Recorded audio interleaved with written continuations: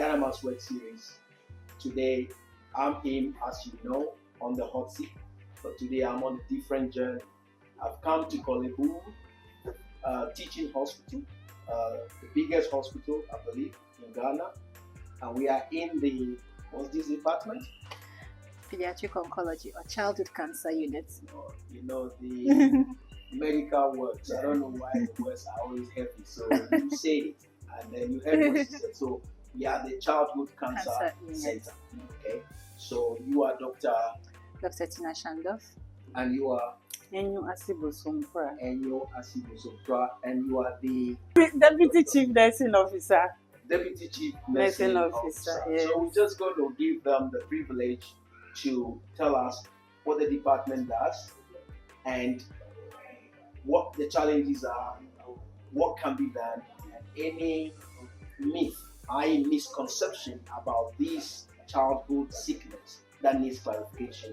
They'll help us to do so. So generally, doctor, what are some of the challenges that you face as a doctor in this department dealing with children with childhood cancer? Okay, so thank you very much, Mr. Ames. So childhood cancer is still a growing unit in Africa generally. In the developed countries, childhood cancer, everybody knows about it and everybody comes early. Unfortunately, it's not the same here. Childhood cancer symptoms, they mimic other conditions like malaria, other infections, because they can come with fever that is not resolving, they can have with bone pain, they can have with bleeding from gums and all those things. And people usually do not think of cancer first. So that's one of the challenges, the early recognition by both the public and even the healthcare workers. So that's a major challenge because that will make it imply that people will come later than they need to come. And then once you come later, the treatment is more intensive and then the outcomes are not as good. Childhood cancer generally is very curable. Okay, if you have like 10 children, as I was saying, 8 to 9 out of them get cured. That's if you come early. It's not an issue of childhood cancer means you're condemned to them. No, it's not. That's a myth. Okay. What other things earlier on when we were having the corridor discussion, you mentioned about some of the challenges of parents thinking some of these things are spiritual or some juju or dubious activity from somebody else. Yeah. What does it take to get the parents off of that superstition for medical activities to take place to help these children?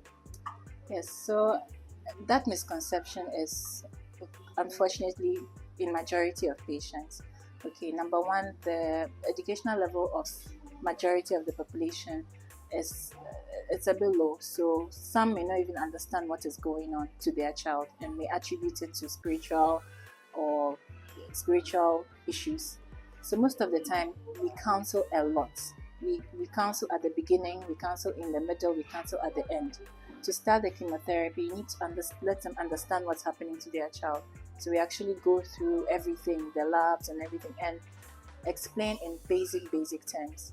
Okay, we've currently started something that we are doing where we have patient navigators, where we have survivors, those who were here like 14. One of them, she was 8 years old when she started treatment. She's completed, she's now 36.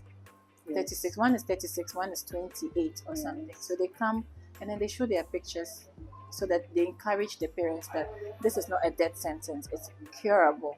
Okay, and then they are free from cancer. And they are free from cancer completely. Some are married, the other one has given birth, they've invited us for outdoorings and stuff.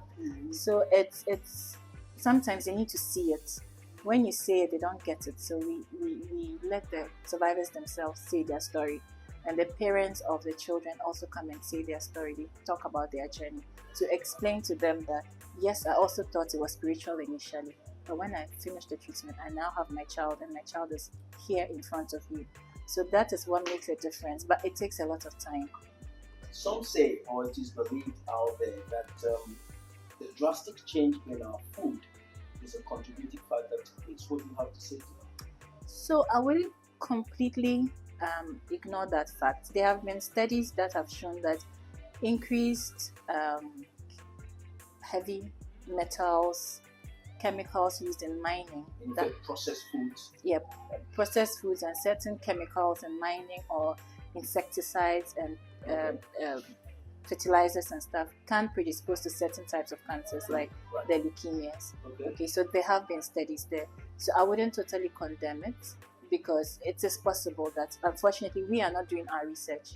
Most of the research comes from the developed countries and that's what we rely on. So we actually also need to do research in our environment to see what exactly is possible. Yes, we do have a medical school. But so why is there no research? Is it sponsorship, lack of money, or just the fact that we don't have the resources? So I'll come to you. Yeah. So research is cost intensive. Yes, it is. So most of the time, most people do. Even if you are doing your fellowship, you need sponsorship to be able to carry out some of the research. Maybe you need to do a research on people who have cancer, the kind of blood levels they have. You have to do their blood level testing. You have to pay for those tests. Okay, so most of the time is sponsorship because there are people who are interested in doing a lot of research, and a lot of research is actually going on. If you compare to maybe the 1994 to this era, because it's been a drastic change. Pediatric or children cancers, the treatment in Ghana started in like 1965. So that's when we actually started treatment in Ghana. And then we started with just one cancer, the Beckett's lymphoma. Now we manage almost all the cancers. All of it. All of them. Except maybe we need bone marrow transplant, which is not available in our facility. We have to send out. Or if it's a complex surgery, we have to send out because we don't have the facilities to do those procedures, or we don't have the special equipment required for those complex surgeries. Then we have to send outside. Right. I'll come back to you. As you know, we are here and him as the hot seat host, we made a donation to support the activities within the world and the children. Now, whilst we're having a chat earlier on, you mentioned that some of the difficulties the parents go through financially, and tell us more. And what can be done? Of course, you said you're happy I came, and then in my own way have supported the cause here. That will go a long way to help these children. Tell us the realities of the ground. What is it like, the parents and having children with these sort of challenging ailments? Thank you. So in the first place, having the diagnosis of cancer to a Ghanaian or an African parent is already a devastating news to them. The spiritual and other issues my doctor has spoken about, so I will not go into that. And then you are faced with having to do lab investigation, because the moment you get onto the ward, it's about lab investigations, CT scan, bone marrow aspiration. These are huge sums of money that even me as a nurse, God forbid, if my child should have cancer, I will not be able to foot it with my salary. So these are people from average income, and some not even earning anything at all, mostly unemployed. And then we expect them to be able to pay for CT scan, pay for labs, pay for expensive chemotherapy treatments. It can really, really be a burden to the parents. Aside that, they have left families at home. The same family they have left at home, they have to cater for those families. And then the sick child in the hospital might not be able to eat the hospital food we are providing. So they need to get food for their child. They need to get this. They need to get antibiotics when the child is not well. It's not only even the cancer medications, but the antibiotics, very expensive antibiotics that they have to buy. And because they are not able to afford it, it becomes a burden to everybody, including the medical staff. It increases their stress everywhere, and anxiety. So they become sick eventually too. Yes. The possibility is there. And the possibility that they may not return when you discharge them for the first cycle is very, very high, because they don't want to come there, and then we ask them for money, they don't have it. A lot of the medications, we say they are on insurance, but in reality, it is not like that. They have to buy them. And so if you don't want to be embarrassed, then it's better you don't show up. So that But is they why have some to of show our up because parents, they are sick. They are not yes, well. yes, They but have to show up. but So this is where yeah, individual charitable donations, like what we've come here to do, will go a long way to help. very much. You did talk about sometimes where you, as the nurses, that have to actually part away with your own money to support these parents, to help them on the food, just food for the day is a challenge. Very much. We have not only the nurses, doctors, all of us working on this unit. In a week, I will not, I don't want to exaggerate, but Yeah, it give us could a be number. on daily basis that the money you come to work with in your mind that you are coming to use for lunch, you might end up giving it to a mother to buy food for the child because the mother doesn't have it. Like I was telling you this afternoon, the mother met me at the lift. She said, Auntie, we don't have anything. Oh. Even this 10 cedis, she brought out 10 cedis, said, another mother gave me to buy something. And if I had money on me, I would have added, because I know as she's going now, there is no food that she's going to use 10 cedis to buy. Because if she wants to buy even a common food like banku, she cannot buy fish for the child. And so that's how serious it is. So your kind donations have been the one helping us from time to time. So you tend to get donations anyway. Yeah, a few people come in to help us. As it is now, Yeah. you will that more than it. Do you have a program where you approach institutions, big institutions? Because on the hot seat of Ghana Mass Work Series, the understanding is some of these huge, whether international or domestic companies, they do have on the side budget to support community programs. So do you have a program where you approach them seeking support? So yes, so thank you very much for your question. So as Auntie Anya rightly said, we've been heavily supported with donations. Okay, and it comes from philanthropists. Like people come, it's my birthday, I want to help a child in need, and then they help. But these things are not regular. It's as and when they come. Okay, some have actually made it a habit that even if it's 100 CDs each birthday, I bring it. Okay, some have done that. There are certain churches, certain organizations like ICGC, Press B. There are a lot of churches that try their very best to support. But as the economy dwindled, especially after COVID, these have not been very regular, and it's been difficult for everybody, to be honest. And World Child Cancer has been very instrumental from the inception of childhood cancer treatment in Ghana from 1965. So in 1965, everything was covered because it was just one cancer. Yes, so they could pay for the investigation, they could pay for transport. Now it's not like that because economy has changed. And now there are other countries they're also supporting.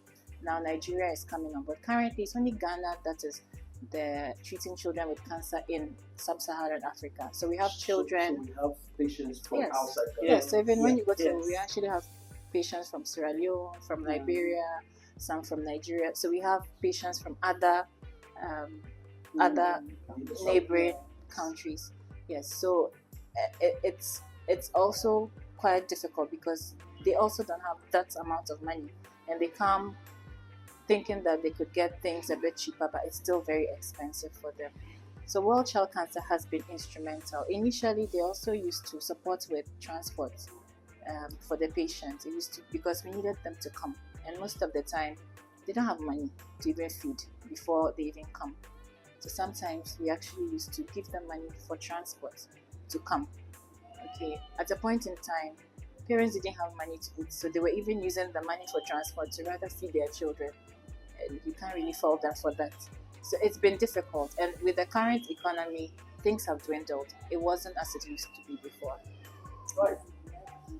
Sorry. And then We have an organization that also supports us.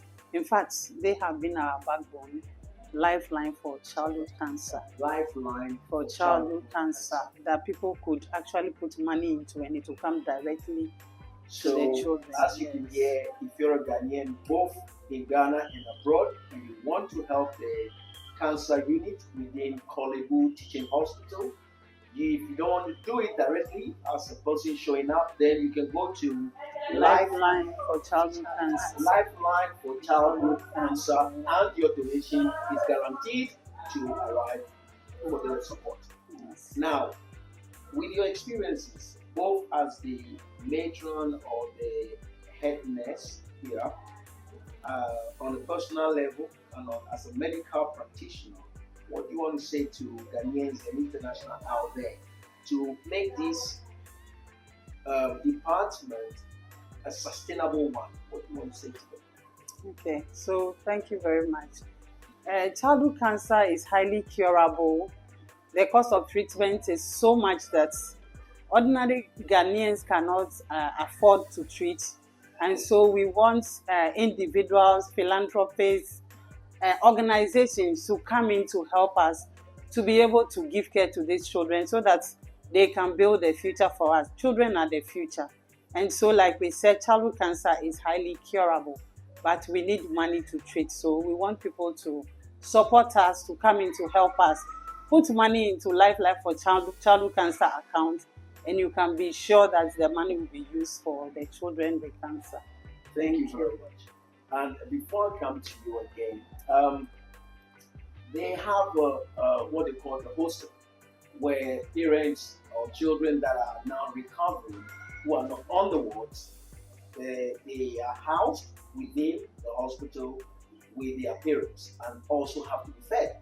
And that it requires financing as well. And so, whether you're a Ghanaian, you're not a Ghanaian, and you love to help, these are things that we can all participate in. So we're inviting you all to get on board and help. Now, there's concern out there about the fact that chemotherapy is very harsh, and therefore some don't want to participate because they think it actually aggravates the situation. Medically, what do you have to say to them? So chemotherapy is a medication against cancer, and usually cancer is anything that grows abnormally fast. So it can happen anywhere, your head, your blood, your bones, anywhere. So you need chemotherapy to actually be able to cure cancer. Cancer can be very stubborn. It's not like a malaria infection that 3 days you are done. No, cancer treatment is longer, and you have to make sure you hit hard. Okay, so usually there are certain things that may people may be worried about, because child may get a fever. They have to be on very powerful antibiotics, not just mild antibiotics. We use very strong antibiotics to make sure that we clear any infection, because the cancer itself reduces their immunity. So we need to make sure we protect them. Okay, so with cancer treatment, it is a necessity to be able to cure the child, and we are talking about life and death. Okay, and the main thing is when you come very late, the intensity of the treatment increases, because cancer doesn't stay at one place. If you wait for too long, it would like to spread to other places. Okay, so you need to, if maybe the treatment was just chemotherapy, now you may need to add surgery, you may need to add radiotherapy as well. But if you come at the very early stages, usually very simple chemotherapy medications are able to cure the child. So the most important thing is presenting early. The earlier you present, the better the prognosis, and the less medications and treatment modality you need to use. Okay, but most of the time, the late presentation doesn't help, because that one you have to hit even harder. But when you come early, usually some of them don't have any effects. They come and go as and when. If you have a child with a kidney cancer at an early stage, the treatment is so short and they come and go, no effects, nothing. But if you come when it has spread to the lungs, to other places, you have to make sure that you clear it from the system. So you use a bit stronger chemotherapy drugs.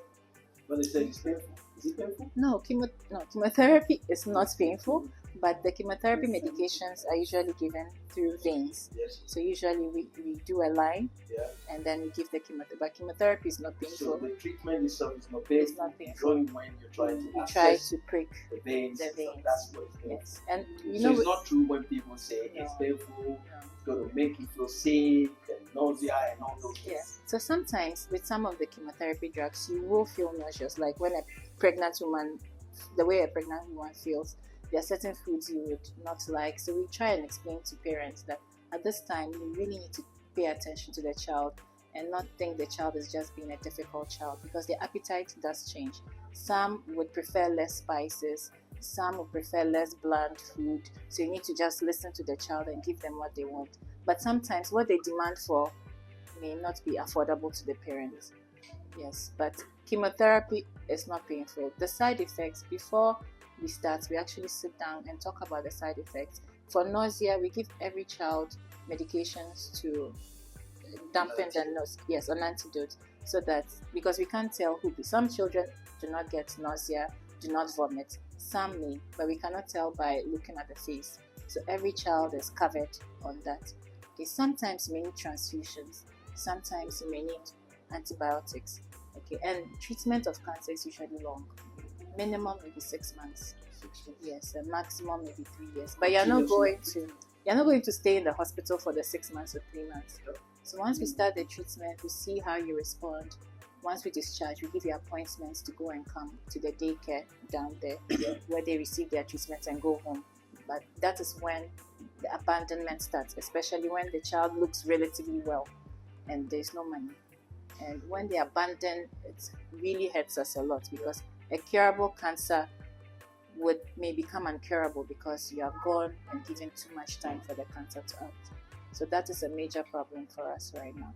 So in summary, we had some discussion in the ward, of course, for confidentiality reasons. We are not showing the ward. We'll try and see if we can just show some device somewhere with no human being there. Yeah, that's fine. Right, so we do understand that we're not going to show the face of the children now. But in summary of what you're saying is that you're trying to say that for this center, if not for this center, some children wouldn't have been here. They could have been consumed or probably dead. And so you're 100% sure they are coming here has prolonged their life, and in some cases they are healed completely. Let's denounce something here quickly. We talked about spirituality earlier on. Look, we're not saying prayer is not important. Prayer is very important, but medicals also have their place. The doctor is saying the concept of some grandmother doing something somewhere, in most cases, is not the case. Come to them and they'll do assessment and tell you whether grandmother is poking fingers or not. I don't even know why we blame our grandmothers. For grandmothers. Why? Anyway, that was by the way. And so in fact, this center is actually helping extensively. We would be taking you to to meet the mothers where we're going to be having a meeting. So you can have the chance to hear from them how this center has been helpful to them. Actually, this center was spearheaded by the former president's wife, isn't it? Yes. The First Lady, Rebecca Akufo-Addo, right? Not the former president, the current president. The current. Yeah, so, I beg your pardon, the current president, okay? So, don't come on. It's not the former president, the current president's wife. She, as one of her projects, actually spearhead to see this come to a fruition, okay? So, this has been very helpful, both to Ghana and the sub-region. So, actually, we are inviting support from all you loaded with money to come and help this and make it bigger, more sophisticated equipment, state-of-the-art equipment to help these children have a better life. And also, as the parents are housed, we want the kids that they can comfortably be housed, and not to the point that the nurses that are helping, the doctors that are helping them already now have to partner with their money to keep the program going. There are a lot of rich people in Ghana. There are a lot of rich people in Nigeria, because you told me Nigeria, we have people from Nigeria, Senegal, both within Africa and abroad. So let's use our money to support a good cause. And the name of the charity that is guaranteed, if you're a rich man, sometimes you don't want to show your face. What's the name one more time? Lifeline for Childhood Cancer. Lifeline for Childhood Cancer. It's your contact. And you're guaranteed your money is being put to good use. It's my hope that I'll sit with your CEO on an exclusive so we can have a bigger picture of what Korle-Bu is doing, where it is now, where it's going, so that we will be anticipating those happening. Before then, give us your final words as we, because I can keep on with you. But I know you were busy. They just called you off the bed, and I don't want to keep you too long. Tell us some few things in your final words as we come to a close of this. Thank you so much. So my final words are, first of all, thank you very much for actually thinking to come here, because it's everybody ignores childhood cancer sometimes. But for you to think about us to come and help us, we are very grateful. And I'd like to use the opportunity to thank all the sponsors over the years, all those who have contributed in diverse ways, with money, with kind. Some have come to pray for the children, some have come to share toys for the children. All those things go a long way to make their lives a bit more bearable. So we want to thank everyone who has supported us in the years behind and currently. And we pray that more of you would support the good cause, because children with cancer, they are curable and they deserve to live. So let's help them to be able to have a fulfilling life. And we never know, maybe our next president or the next doctor, the next nurse, maybe one of them. And childhood cancer is not respect of any person. So please let's help them, because they really do need our help. Okay. Actually, you see, we are in their library. This is the library. We are in the library. Like you see books here. So you want to donate books, bring it. Anything, child. Toys. There are some toys in the corner over there. And so there's no limit to what you can do to support this program. We cannot overemphasize collective effort. If we all, Ghana, we are over 30 million. Okay? So even if all, the guy on the street can give 1 Ghana cedi and not feel the pain. So if all of us should start marching from all countries within Ghana alone with 1 Ghana cedi in our hand, you know how much is that? How much is that? 34 million. 34 million. Just like that. And you will not affect anything that you do in your life. We can do it. As we say on the hot seat, Ghana must work. Ghana can work. We want Ghana to work. You know what? Let's make Ghana work. Your final words. I also want to say thank you so much for visiting us this afternoon. Your donations will go a long way to help us. I want to thank everybody that has been a part of this journey. And I'm asking that everyone should join us to give their children a cure. It is curable, so help us so that we can be able to cure their children. Thank you so much. Thank you, Dr. Shandorf. Dr. Shandorf and Madam Ness Enyo. Thank you for your time. I know you have a busy schedule, but it's been wonderful sitting with you. I wish to stay longer, and I'm still around. We will take you to the hostel. We'll try and show you a glimpse of the ward, and we'll go to where the parents are, and you'll hear from them. And till then, thank you for now. We see you. It is the hot seat and the People's Viewpoint collaborating. NSG News, news with integrity. Bye for now.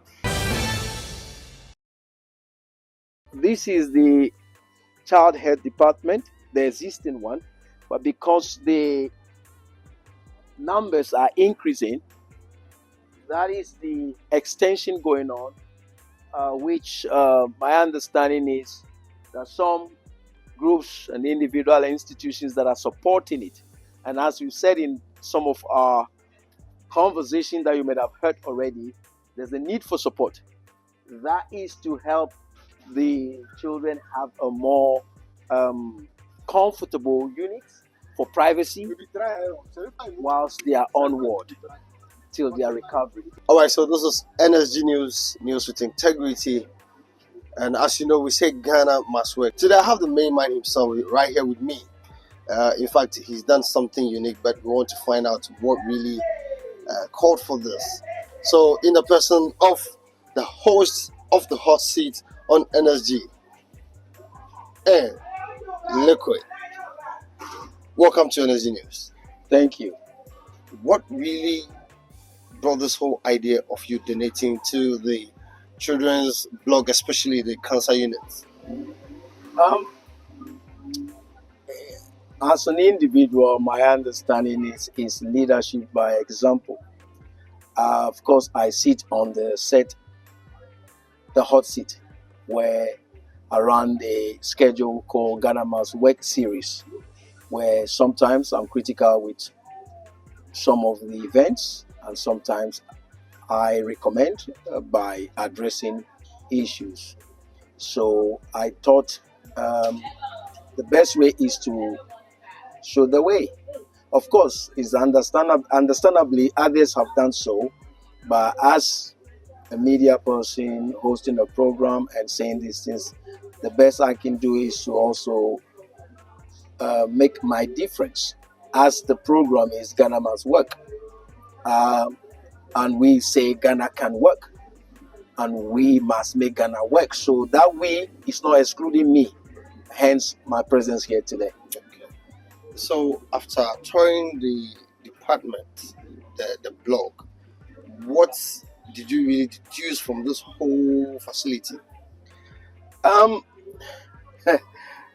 That's a good question. I look around, and yes, this hospital is big and this department is sizable, but as the doctor said, there's some who are still on waiting list because the ward is full, and hence this extension behind us. But I can see, as you will know, on the hot seat, we've already challenged the question of maintenance. A lot of buildings on this site are begging for maintenance. And so that's the first overview I can give. Apart from the fact that there's extension, there's things that needs done. Maintenance needs to become the center of the things we do, so that these structures can be prolonged and be kept in their glorious days. That's the first thing I'll call to question. So you said something earlier, calling on philanthropists to come and then assist in making sure those children that need help are being attended to. Yes, we've seen a couple of people showcasing how worthy, how rich they are. Well, we don't know if they've done this, but we've not seen it. What will you tell them as an individual doing this? As I said earlier on when I was sitting with the doctor and the head nurse, that it's not always just what you alone can take. Let's say because you are a millionaire, you are wealthy, therefore everything is burdened on you. But the thing is to encourage that collective movement where everybody in their own small way can add. So you may be able to give 5,000, 2,000, 100, 50, 10. These will accumulate into a huge amount for a huge difference. So yes, to them, they may have a lifestyle they want to service with their wealth, but yet in it, there should be able to be some accommodation for community matters like this.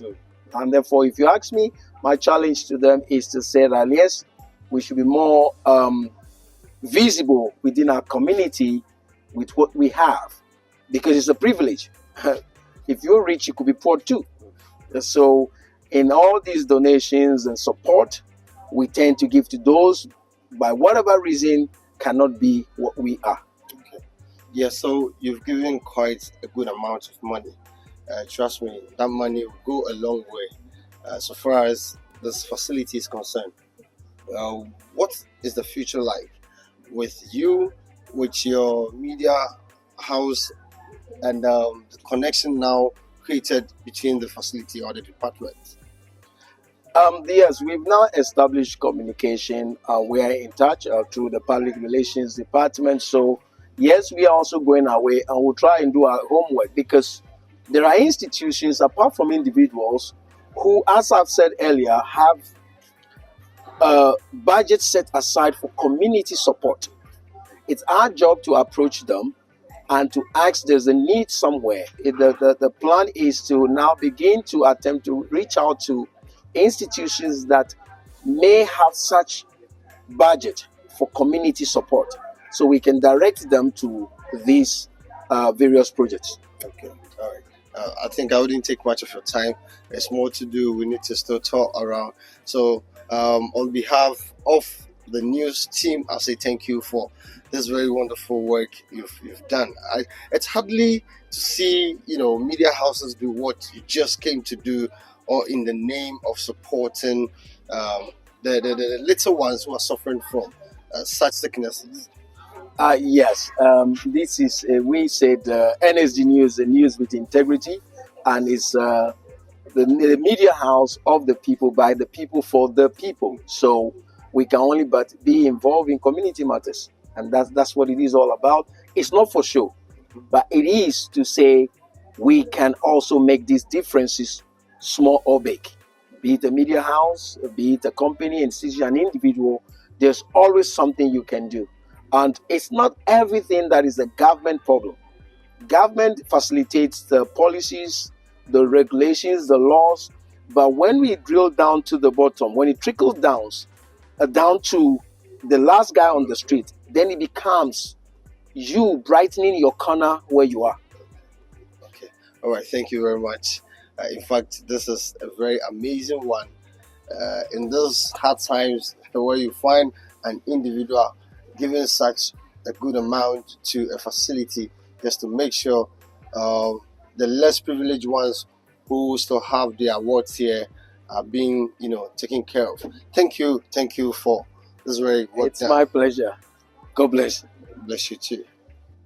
As you can all see, the host of the hot seat on the Ghana Must Work series took a very important tour through the children's ward, which is the department where we have cancer children, and then he did a very unique donation to the facility. You heard him interview doctors and staff of the department. This is what Ghana is in need of. This is what NSG News is talking about. NSG News says Ghana must work. Ghana can work, and we must make sure it works. My name is Nanake. Thanks to the production team for making this possible. Mr. Justice Kluche, and then Obed for making sure we came your way with this documentary. We'll see you again another time with something unique from elsewhere.